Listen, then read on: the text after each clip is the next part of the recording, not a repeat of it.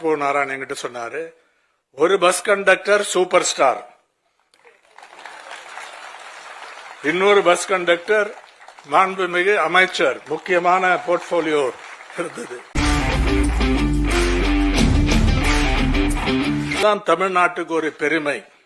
இந்திய அரசியலின் மூத்த தலைவராக பன்முகத் திறமை, நீண்ட ஆயுள் மற்றும் போராட்ட மனப்பாங்கிற்காக பிரபலமானவர்.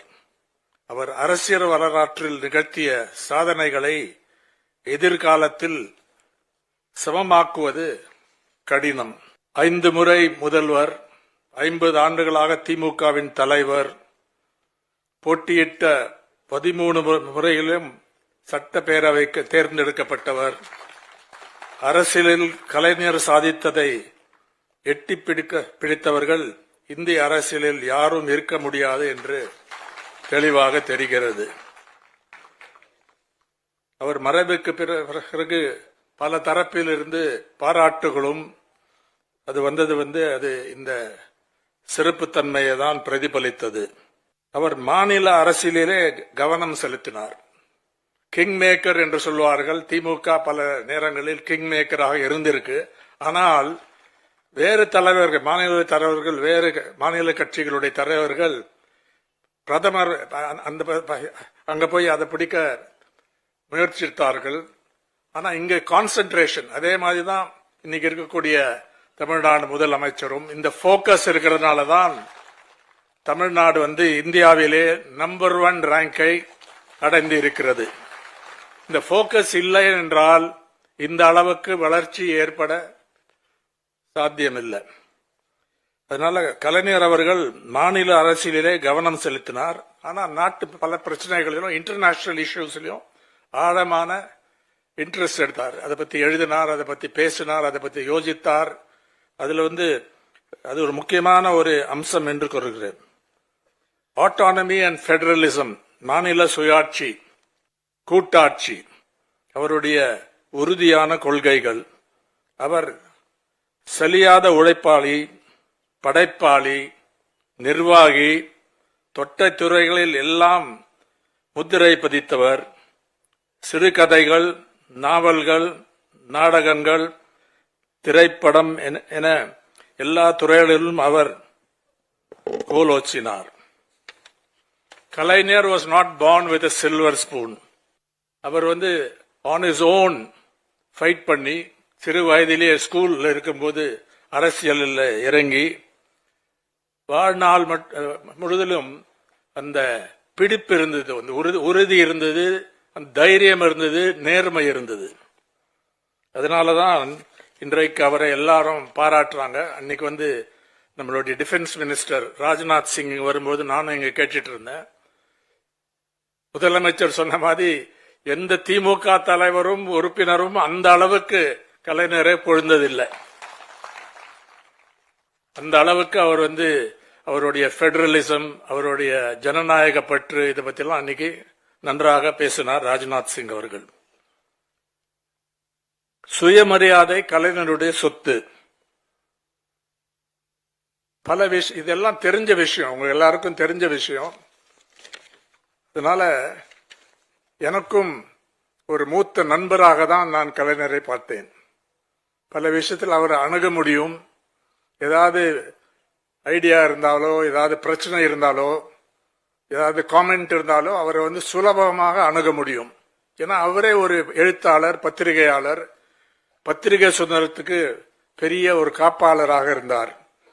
எழுத்து சுதந்திரம், freedom of speech and expression, அதுல முக்கியமான ஒரு சாம்பியனாக வாழ்நாள் முழுவதும் அவர் இருந்திருக்கார். அதனால இந்த ஆல்ரவுண்ட் கேப்பபிலிட்டி, இதுதான் அவருடைய ஸ்பெஷல், அவருடைய கிரேட்னஸுக்கு எக்ஸ்பிளனேஷன். அதுதான் சலியாமல் உழைப்பார், ஹார்ட் ஒர்க்கிங்.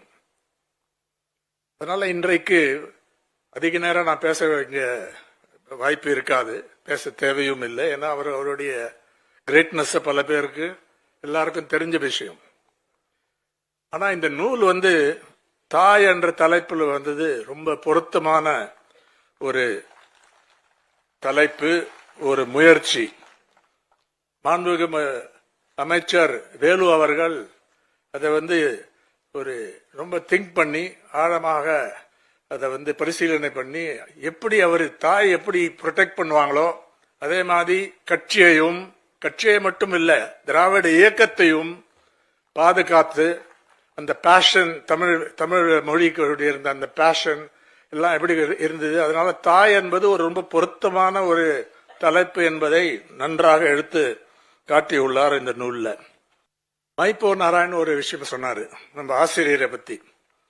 ஒரு குக் கிராமத்தில் பிறந்து வளர்ந்து உதயநிதி அவர்கள் சொல்ற மாதிரி எல்லாத்துலயும் வல்லுனர், ஒரு very efficient man, hard working, bus கண்டக்டராக இருந்திருக்காரு அப்படின்னு மைப்போ நாராயண் என்கிட்ட சொன்னாரு. ஒரு பஸ் கண்டக்டர் சூப்பர் ஸ்டார், இன்னொரு பஸ் கண்டக்டர் மாண்புமிகு அமைச்சர், முக்கியமான போர்ட்போலியோ இருந்தது. இதுதான் தமிழ்நாட்டுக்கு ஒரு பெருமை. இன்னொரு விஷயத்தையும் சொல்லிட்டு முடிச்சலாம்னு நினைக்கிறேன். தாய் என்பது மேக்சிம் கார்கியுடைய பிரபலமான ஒரு நூல், ஒரு நாவல். கார்கி லெனின் எப்படி அந்த நூலை பற்றி முதலாக என்ன சொன்னார்னு சொல்லி எழுதியிருக்காரு கார்கி. அந்த கார்கி இன்டர்நெட் ஆர்கைவ்ஸ்ல போனா உங்களுக்கு அது கிடைக்கும். Now the bald, strong, thick-set man who kept rubbing his Socratic brow with one hand. அதாவது அது ஃபுல்லா நான் படிக்கல. லெனின் அவர்கள் கார்கியை இது பண்ணும்போது அதை பத்தி பார்த்து அந்த நூலுடைய குறைபாடுகளை பத்தி முதல்ல பேசினாராம். என்னுடைய அம்மா நாவலின் குறைபாடுகளை பற்றி பேச தொடங்கினார். கார்கி எழுதுறார் இது. அவர் அந்த நாவலை இன்னொருத்தர்கிட்ட இருந்து வாங்கி மேனுஸ்கிரிப்ட் ஸ்டேஜிலே படிச்சானாம். நாவலை எழுதுவதில் நான் அவசரப்பட்டேன் என்று கார்கி சொன்னாராம். ஆனால் ஏன் என்று விளங்குவதற்கு முன்னே லெனின் தலையாட்டியவாறே அதற்கான காரணத்தை தானே குறித்தார்.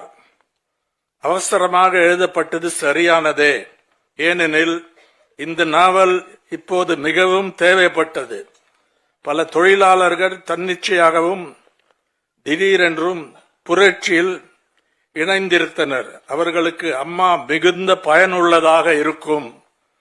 மிகுந்த நேரத்துக்கேற்ற புத்தகம். இதுதான் லெனின் கார்கி அளித்த பாராட்டு. இது கார்கிக்கு நல்ல ரொம்ப மகிழ்ச்சியை கொண்டு வந்தது. எதனால சொல்றேன்னா, அன்னைக்கு நம்ம அவரோட வியூ அவசரமாக எழுதுறது தவறு இல்லை. ஆனா இது வேலு அவர்கள் பல நாள்கள் கலைஞர் காலத்திலேயே அது ஆரம்பிச்சிருக்கார் போல் இருக்கு இந்த வேலையை.